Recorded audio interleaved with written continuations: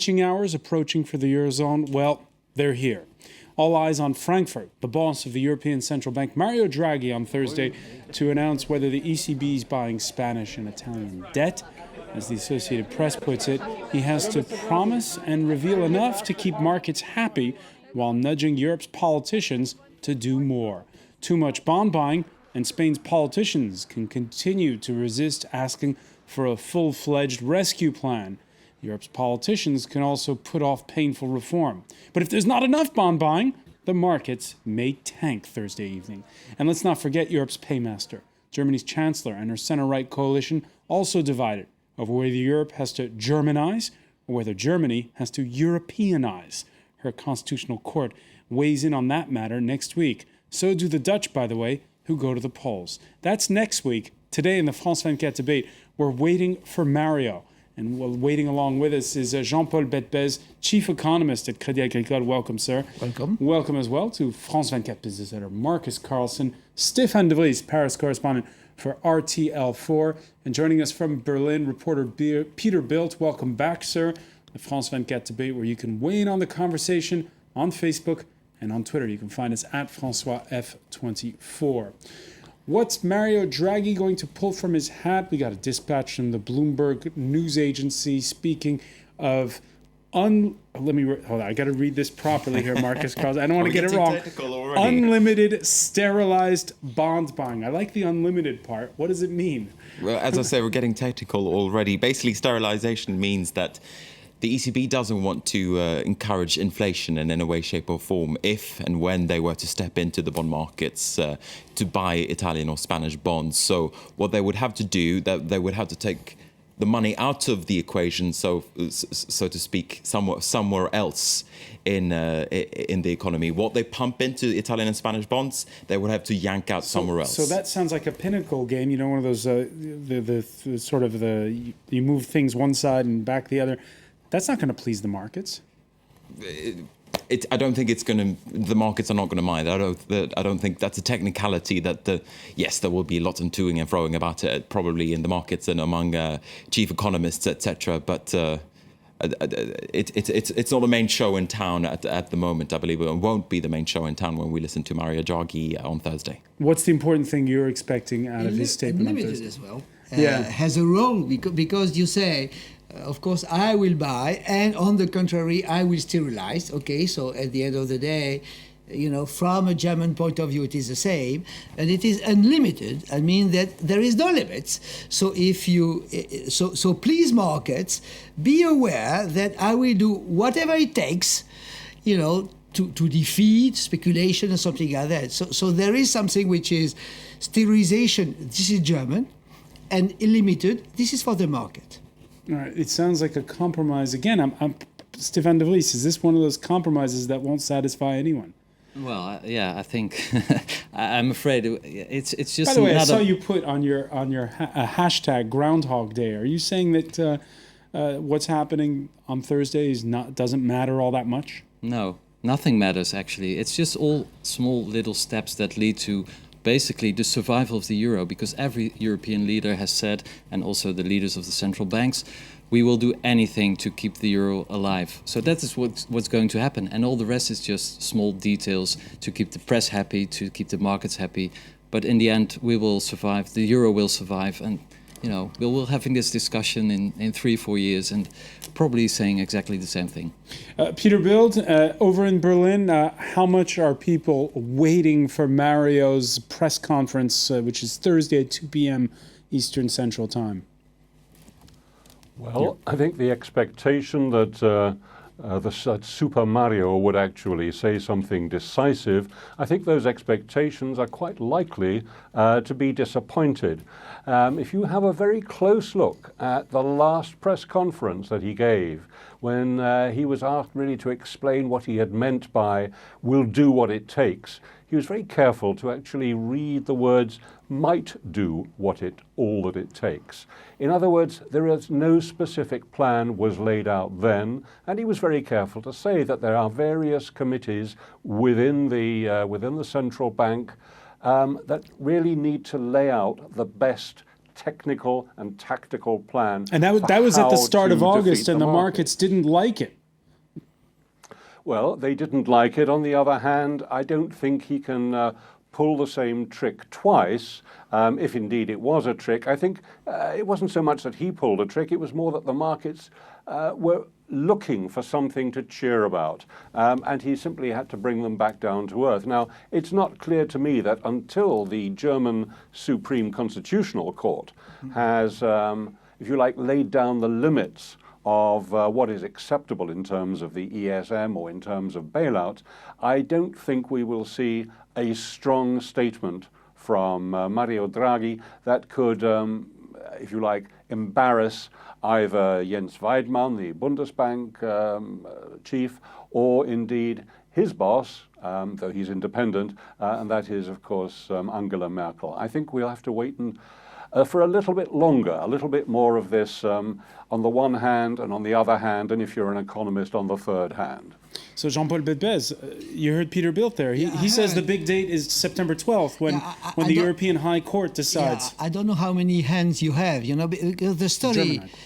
I know, but the story is that you had the cliffhanger story, end of July, beginning of August, end of July, whatever it takes, and beginning of August, I will do whatever it takes if you do the proper job. Okay, fine. So we had a nice August. Now we are supposed to do something. What is he willing to do? He wants to say, I have an issue with Spain, I have an issue with Italy, and I have an issue with Greece. Those issues are not the same. So the issue for Greece is for October. Okay, the issue for Spain is burning, and as far as Italy is concerned, it is roughly okay. So what he did in these weeks is to split the issues and to split the problems. So basically, he will say tomorrow, in my mind, I have to do something vis-à-vis Spain. And what is going on in Spain? You have a banking problem. You have a banking issue in Spain. Okay, it is different from the other places. And as far as you have an issue in the banking, arena, I have to do something. So I am in charge of this, and this is why I am fully entitled to do something to help the banking system to work. And what is that thing? Buying. Okay, buying bonds. And of course, it will be unlimited, so that, and unlimited means huge. For the banks, it means that under 2 years, and specially targeted to Spain. So when you have this and serialized, so when you have this, normally you have something which is organized and prepared so that for the Spanish issue, you saw in my mind the burning problem. As far as Italy is concerned, they say it's okay, and Greece, we wait for the troika. All right, bond buying, sure, but please don't start printing money. That's the veiled warning from the Finnish Prime Minister on a trip to Tokyo this Wednesday. I clearly see that what the ECB has done so far, it has been very right thing, and they of course play a partial role in the crisis management. But we cannot expect ECB to do miracles, because they have to follow their rules, and the ultimate goal is the price stability. So they have to follow their mandate. They have to follow their mandate. They have to follow the rules. Mario Draghi, quoted by an Italian news agency Tuesday after a closed-door meeting with European lawmakers, sort of answered in kind, saying, frankly, all of this has very much to do with the continuing existence of the euro. Do we give up our primary mandate for maintaining price stability? It's exactly the opposite situation. If Mario Draghi buys unlimited, as Jean-Paul Betbez says, is he within his mandate? Well, that's where sterilization comes in, as Jean-Paul was just explaining. But the point that Mario Draghi is trying to make, look, we've got a choice here. We can be the central bank of a currency that doesn't exist, or we can be the central bank of a currency that does exist. And in order for that currency to exist, then Spain and Italy need to be able to finance themselves in the markets. And I think that is the case that Mario Draghi has essentially made to German politicians and Angela Merkel in particular. Yeah. Stefan de Vries. Well, the rules are not really the rule. I mean, the rules are a theory, but we already seen Jean-Claude Trichet. He has already been bending the rules for over 2-3 years. The predecessor of Mario Yeah, his Draghi. predecessor. So Mario Draghi is actually doing the same thing, just bending the rules. Look how far you can go, and actually nobody can say the contrary because he has to do what he has to do.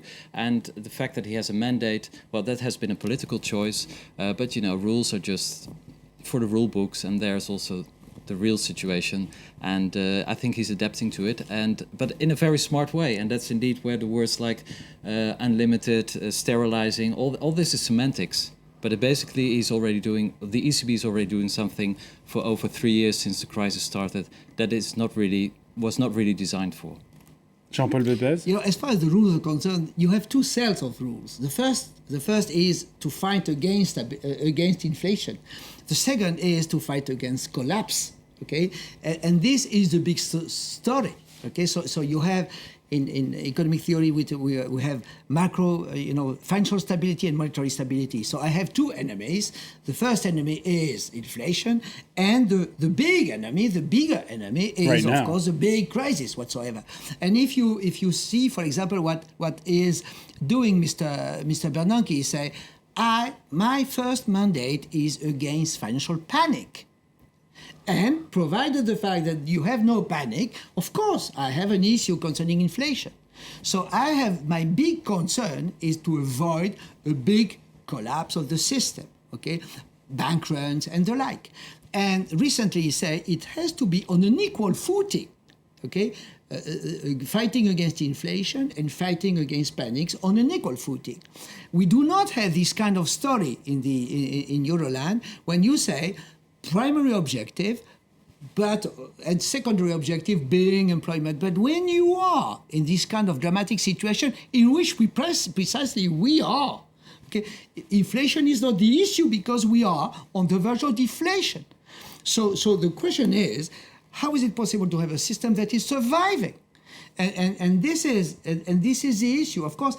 And if he says, I have on equal footing, this would be too much.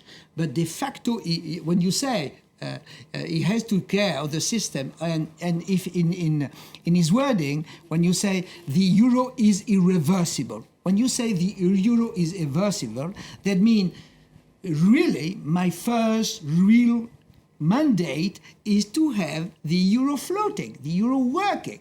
Provided this, I do something against inflation. So we have to translate.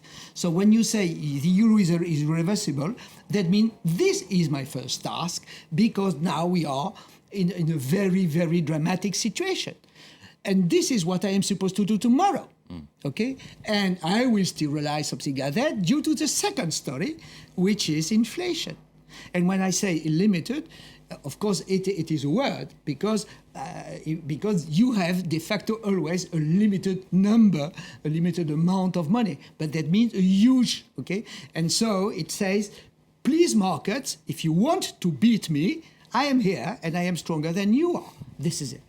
Over in Berlin, Peter Biltz, or actually Berlin or everywhere in Germany, what kind of reviews is Mario Draghi getting so far for his clever bending of the rules? Well, it's interesting because until perhaps a few months ago, the views of Jens Weidmann, the Bundesbank chief, who's of course on the board of the ECB, of the European Central Bank, his views were regarded as, if you like, the Holy Grail. He was saying what was absolutely right, according to most Germans.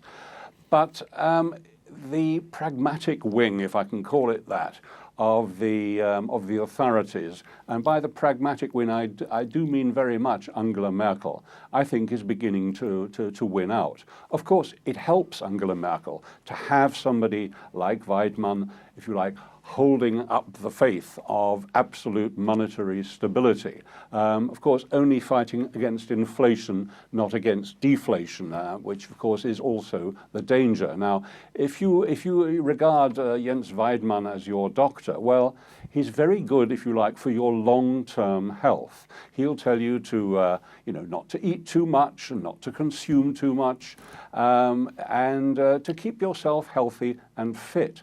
but it doesn't really help if the patient dies in a very healthy condition. When you put that to Jens Weidmann, he says, oh no, it isn't like that at all. It's like stopping, it's like not giving a drunk Peter, more it goes alcohol. further than that. Since last Wednesday, the newspaper Bild revealed that Weidmann threw his toys out of the pram, if you will, and threatened to quit the ECB governing board. I mean, he hasn't so far, but what makes you say that the German Chancellor is now signing against him? What are the signs? I'm not saying that she's against him, but what is clear is that in the end, this is not purely a financial issue.